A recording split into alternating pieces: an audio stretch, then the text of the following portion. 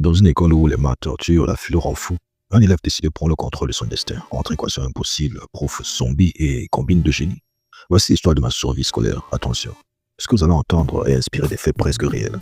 Presque. L'école, c'était comment dire, sport, surtout quand t'es en face de ce trio infernal, maths, physique, chimie, bref, les sciences. Tu sais, c'est matières qui te rappellent chaque jour que ta cervelle est livrée sur un mode d'emploi. Et dans chaque classe, il y a toujours ce gars, celui qui sait tout, celui qui lève la main avant même que le prof ait fini sa question.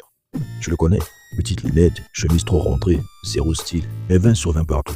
Et là, c'est dur de l'admettre, mais malgré son physique de baguette de pain mal cuite, c'est lui qui fait tourner les têtes. Parce qu'à cet âge, t'as deux options pour briller. Soit t'es intelligent, soit t'es blindé de thunes. Le reste, pas très utile hélas. Moi, pendant ce temps-là, j'ai essayé d'approvisionner les maths, sauf que, au lieu de résoudre des équations, je développais un autre talent. L'anxiété de niveau olympique, stress, sueur froide, palpitation. Le début d'un arrêt cardiaque version lycéenne. J'ai vite compris que les maths, c'est comme une fille qui ne veut pas de toi. Tu peux l'offrir la lune, et te dira quand même non. Alors je me suis dit, la philo, ça sera mieux. Erreur monumentale. Les profs de philo, parlons-en. Toujours cette dégaine, vieux blazer poussiéreux, regard perdu dans le vide, cheveux gras qui crient « aidez-moi ». Et ce sourire étrange, celui qui te fait douter s'il parle à toi ou à l'esprit de Socrate qui plane dans la salle.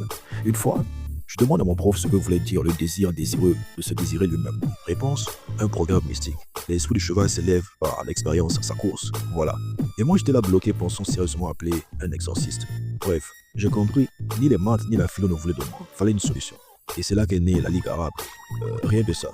Pas une asso humanitaire, non. Un petit réseau discret avec le surveillant du coin, moyennant finance et quelques sandwichs. On avait des sujets d'interro avant et les contrôles. Résultat, la classe entière montait en flèche. Les pauvres perplexes se grattaient la tête, mais ils étaient nuls hier, encore. Et qui était le roi incontesté des moyennes?